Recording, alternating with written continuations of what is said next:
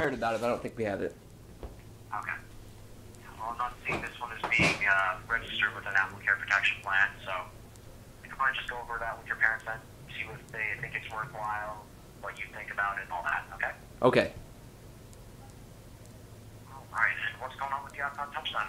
Well, it's not necessarily a support question as it is a question about what something is on the iPod, because I've heard what it is, but I'm not sure if I should do it or not, and because people say it's really good for it. It's called custom firmware, or like a jailbreak. I don't know what that is, but I heard it makes your iPod a lot better than it is. Like, you can add tweaks and stuff, and I was wondering how you do it. Okay. First off, obviously, custom stuff like that, we really can't support that. That's something you do at your own risk. That's not something we condone. That's not something we support. That's just, I mean, I've heard of that too, where the jailbreak makes something better, but from the standpoint of us here at Apple, that's really not a good idea, because you could really mess up the iPod as well. And if you do, then the only option would be for us to actually just wipe the iPod completely clean and reinstall it, as if it were just new with our stuff specifically. Well, my friend has had the custom firmware for about 2 years now, and he hasn't had any problems, so I was just wondering if there was any risks and how come he hasn't had any, and why there would be a risk. There's risk because it's not something that we designed the iPods for, and, you know, those people, the people who make those custom jailbreaks and whatnot, they're not really talking with us. They're not finding out if there's a pitfall they have to watch for with a certain process. They're basically just not talking with us at all about it, obviously.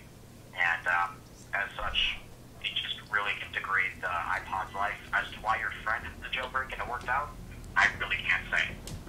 They're unpredictable, and sometimes they run beautifully. I'm glad it has, because personally I'm something of a modder myself, and I like it when a mod goes good, but, you know, something like this, I just really can't get down. I'm sorry. Alright, thank you. So, I should or should not? You should not. Just because, like I said, your friends, that may or may not be the norm for that jailbreak, but when a jailbreak goes bad, it goes bad hard. Like, I've seen phones and iPods that got jailbroken and couldn't even get restored. Like, the computer just did not see them at all, no matter what we did. Oh, alright. So now I understand a little bit more.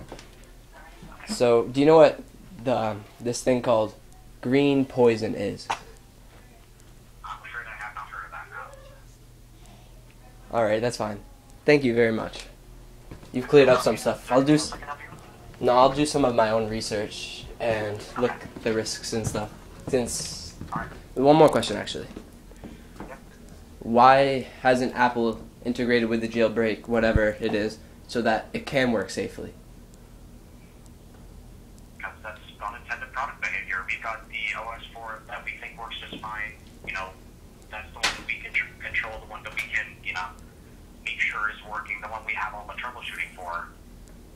It's kind of like how, do you happen to have a PC, a Windows PC? Or have you used one in the past? Yes, I do. Okay.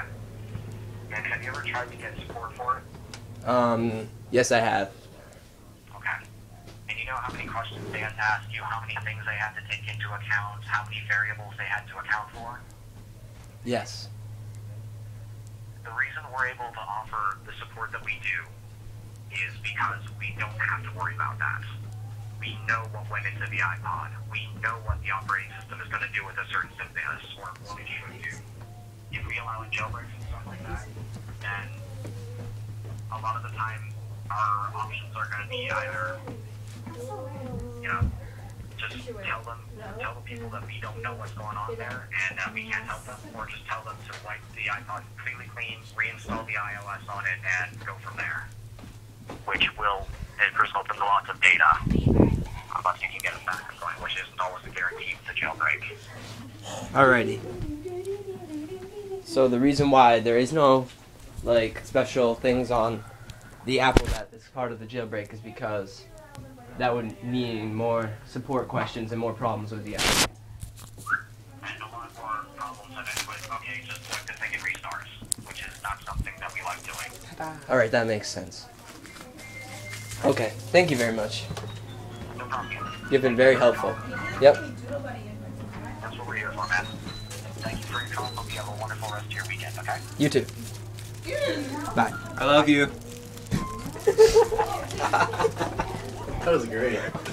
They're lazy. Stupid. They are lazy. He said the reason why is because we don't want to ask them a whole bunch of questions about why it's not working. Want to rewatch